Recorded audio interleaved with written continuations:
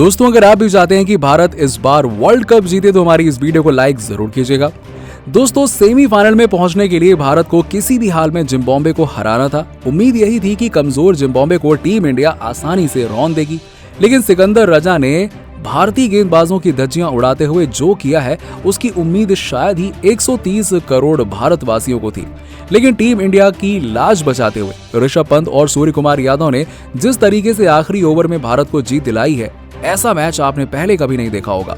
तो रोमांच की सारी हदों को पार कर देने वाले मुकाबले की पूरी हाईलाइट हम आपको दिखाने वाले हैं, लेकिन साथ ही साथ बने रहिए आप हमारे साथ। और हाँ, उससे पहले आप सभी को क्या लगता है कि विराट कोहली और रोहित शर्मा में महान खिलाड़ी कौन है, कमेंट सेक्शन में जरूर बताइएगा। दोस्तों, इस बार वर्ल्ड कप में बहुत अनहोनी देखने को मिली है। वेस्टइंडीज हारकर बाहर हो गई, आयरलैंड ने इंग्लैंड को हरा दिया, एशिया चैंपियन श्रीलंका कमजोर नामीबिया से हार गई, तो पाकिस्तान को जिम्बाब्वे ने हरा दिया। एक बार फिर से इस टीम ने बड़ा उलटफेर किया और टीम इंडिया की ऐसी हालत कर दी जैसा किसी ने सोचा नहीं था। दरअसल रोहित शर्मा ने टॉस जीतकर पहले गेंदबाजी करने का फैसला किया। उन्हें इस बात का जरा भी अंदाजा नहीं था कि जिम्बाब्वे इस मुकाबले में कुछ बड़ा सोचकर उतर रही थी। तेज गेंदबाज भुवनेश्वर कुमार और अर्शदीप सिंह ने शुरुआत में ही एक एक विकेट लेकर जिम्बाब्वे की टीम को बैकफुट पर धकेल दिया, लेकिन फिर सिकंदर राजा ने भारतीय गेंदबाजों को सजा देते हुए एक शतकीय पारी खेल दी। जी हाँ, बिल्कुल सही सुना आपने। जिम्बाब्वे के इस बल्लेबाज ने वो कारनामा कर दिया जैसा भारतीय टीम के सामने अब तक इस वर्ल्ड कप में किसी ने नहीं किया था। सिकंदर रजा की शतकीय पारी की बदौलत जिम्बाब्वे ने भारत के सामने 206 रनों का विशालकाय लक्ष्य खड़ा कर दिया। दोस्तों, लक्ष्य काफी बड़ा था। सेमीफाइनल में पहुंचने के लिए टीम इंडिया को ये जीत भी बेहद जरूरी थी। रोहित शर्मा के चेहरे पर चिंता साफ देखी जा सकती थी। ओपनिंग करने उतरे थे, हमेशा की तरह ही रोहित और राहुल, इन दोनों ही बल्लेबाजों ने टीम इंडिया को अच्छी शुरुआत दिलाने की कोशिश की और पहले ही ओवर में रोहित शर्मा ने 2 चौके लगा दिए। भारत का स्कोर 12 रन के पार था, लेकिन तभी दूसरे छोर पर बल्लेबाजी कर रहे राहुल का विकेट गिर जाता है। 2 रन बनाकर राहुल चलते बने। दोस्तों, भारत को तगड़ा झटका तो तब लगा जब विराट कोहली भी आते ही चलते बने और पूरे स्टेडियम में जैसे सन्नाटा सा छा गया। ऐसा लग रहा था मानो मातम सा छा गया हो, क्योंकि एक ही ओवर में 2 विकेट गिर चुके थे। राहुल जहां 2 रन बनाकर आउट हुए थे, तो वहीं विराट कोहली भी केवल 1 रन बनाकर ही पवेलियन लौट गए।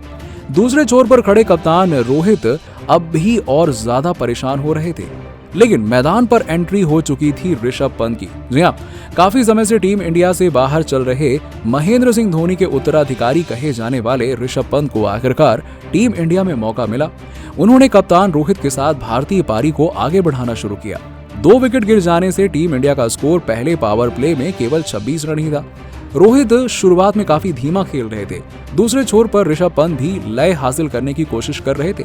ऐसा लग रहा था कि टीम इंडिया इस मुकाबले से एकदम से बाहर हो चुकी थी और जिम्बाब्वे इस मुकाबले को जीत जाएगा। ऐसा उलटफेर जो भारतीय क्रिकेट को झकझोर कर रख देता। लेकिन यहाँ से होता है चमत्कार। जी हाँ, ऋषभ पंत ने एक ही ओवर में 4 छक्के लगाकर मुकाबला ही पलट दिया। जिम्बाब्वे का पूरा खेमा तो दंग रह गया। उन्हें यकीन नहीं हो पा रहा था कि ये क्या हुआ। ऋषभ पंत ने आखिरकार ऐसा पलटवार कैसे कर दिया। दोस्तों, विकेटकीपर बल्लेबाज ऋषभ पंत ने काउंटर अटैक करना शुरू कर दिया। उधर रोहित शर्मा ने भी लय पकड़ ली। हिटमैन अपनी फॉर्म हासिल करते हुए एक ही ओवर में 2 छक्के और एक खूबसूरत कवर ड्राइव के साथ अपने अर्धशतक के करीब पहुंच गए।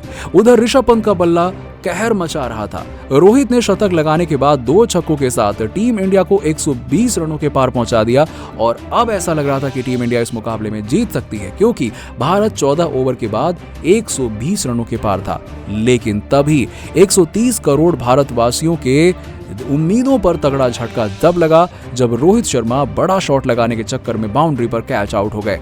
अचानक से मुकाबला एक बार फिर से पलट गया। दूसरे छोर पर गदर मचा रहे थे जो उनका विकेट गिर गया और उनका साथ निभाने आ गए अब दुनिया के नंबर 1 T20 बल्लेबाज सूर्य कुमार यादव। और सूर्य कुमार यादव ने आते ही 2 छक्के लगा दिए और इसके बाद उन्होंने ऋषभ पंत को स्ट्राइक दे दी और इस बल्लेबाज ने भी आखिरी गेंद पर छक्का लगाकर इस ओवर में कुल 20 रन बटोर लिए।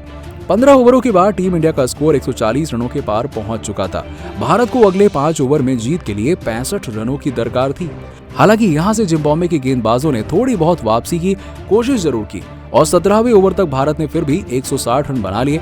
अब अगले 3 ओवर में जीत के लिए 45 रनों की दरकार थी। 18वें ओवर में केवल 10 रन बने। ऋषभ पंत ने एक छक्का जरूर लगाया, लेकिन ऋषभ पंत 72 रन पर बल्लेबाजी कर रहे थे। वहीं सूर्या ने भी ताबड़तोड़ 25 रन बना लिए थे। मुकाबला आखिरी ओवर तक चला गया और इस ओवर में टीम इंडिया को जीत के लिए 18 रनों की दरकार थी। ऋषभ पंत स्ट्राइक पर थे, उन्होंने अगली गेंद पर सिंगल लिया। भारत को जीत के लिए अब भी 5 गेंदों में 17 रनों की दरकार थी और सूर्य कुमार यादव ने दूसरी गेंद पर चौका लगाया। अब 4 गेंदों में 13 रन चाहिए थे, लेकिन ओवर की तीसरी गेंद पर कुछ खास नहीं हुआ और सूर्य कुमार यादव ने स्ट्राइक दे दी ऋषभ पंत को।